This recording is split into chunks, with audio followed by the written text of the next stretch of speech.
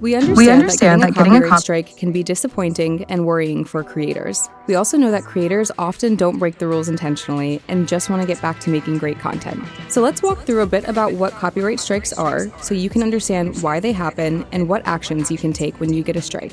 First, how does copyright work and what is a copyright strike? Copyright gives the creator of an original work certain exclusive legal rights to determine how it's used. That typically means you can't use someone else's videos, music, or other copyrighted work in your videos without their permission. And giving credit to the owner, or using phrases and disclaimers like, "all rights go to the author," "no infringement intended," or "I do not own," does not mean that you can use the content. YouTube has certain legal obligations to respond to allegations of copyright infringement when we're properly notified about it. We're also required to have a policy in place that can terminate users who repeatedly infringe on other people's copyright on YouTube.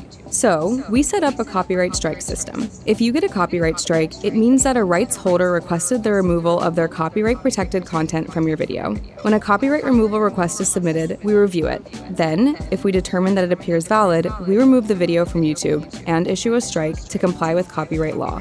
Can a copyright strike be sent by mistake?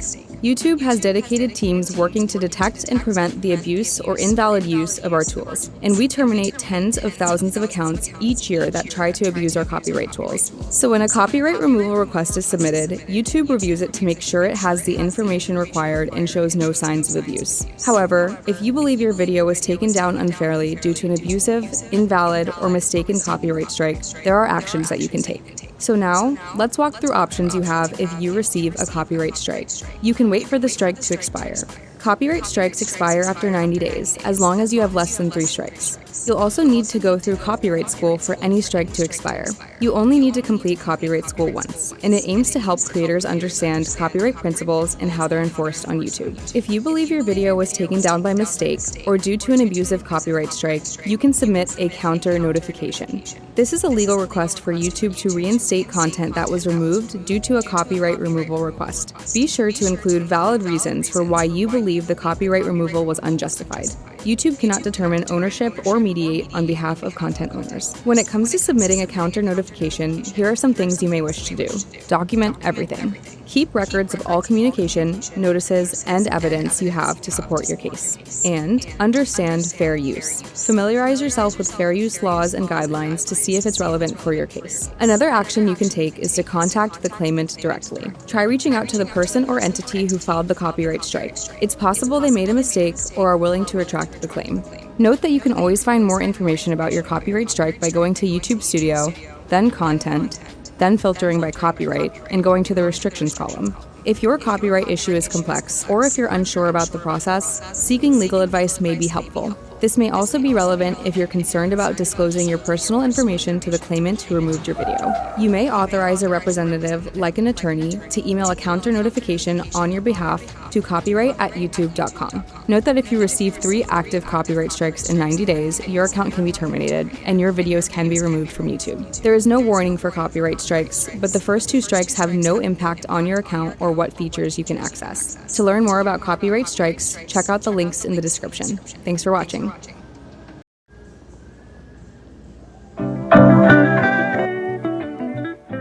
In this video, we'll walk you through how copyright and music work on YouTube for long-form videos, and some different options you have for using music in your content. First, let's talk about copyright and music on YouTube. Artists who write and perform music and the companies they work with own the copyright to their songs. That means they have the legal right to control how other people use their music. Copyright law is not specific to YouTube, but it requires sites like YouTube to process copyright removal requests, so it's important to keep in mind when creating content.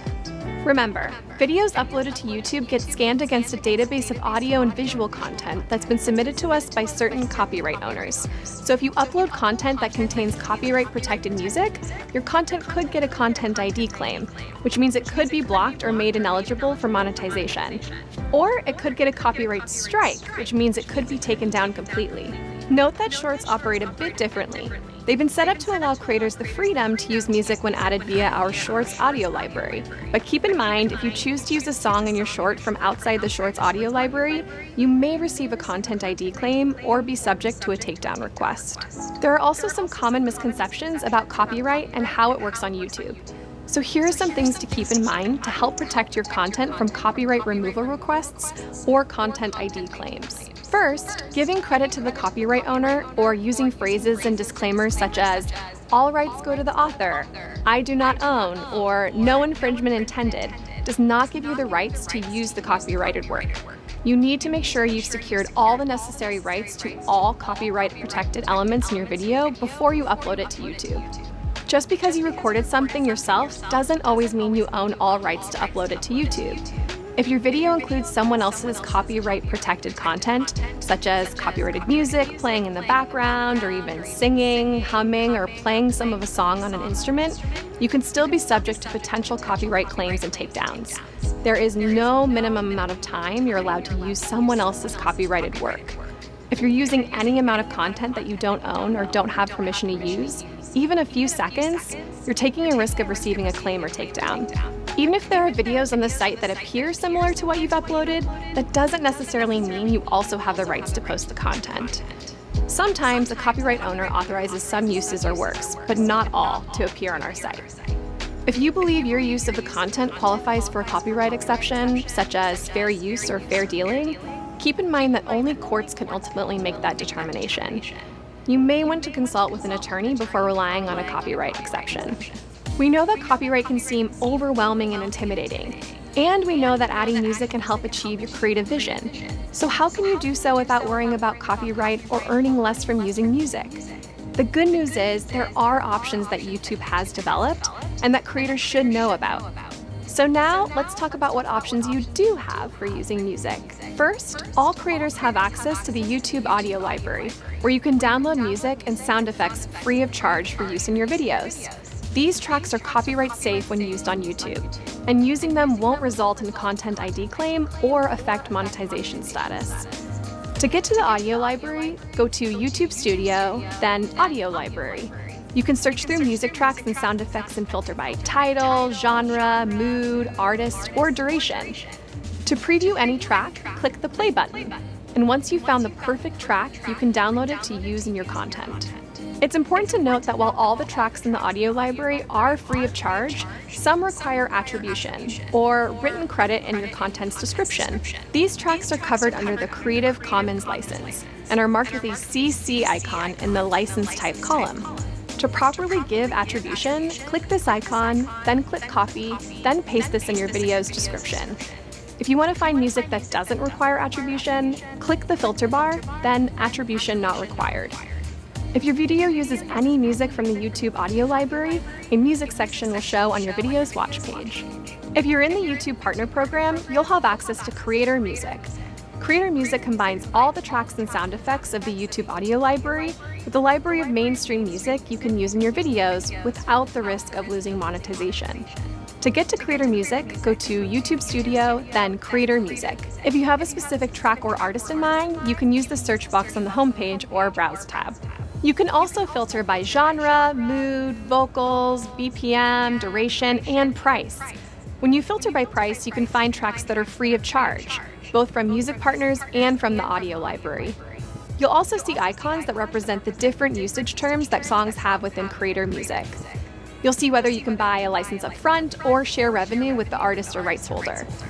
We'll also show when a track is not available for licensing or revenue sharing, and instead would have visibility or monetization restrictions on your video if you use it. You can also download a track to try it out with your content before purchasing a license. We're constantly expanding the catalog, so check back periodically to see what new tracks are available. We hope this video helps you understand how to successfully use music in your videos to achieve your creative vision without losing monetization or receiving a content ID claim or copyright strike. Check out the resources in the description for more info on navigating YouTube's audio library, licensing songs from Creator Music, and information on copyright and content ID. Thanks for watching!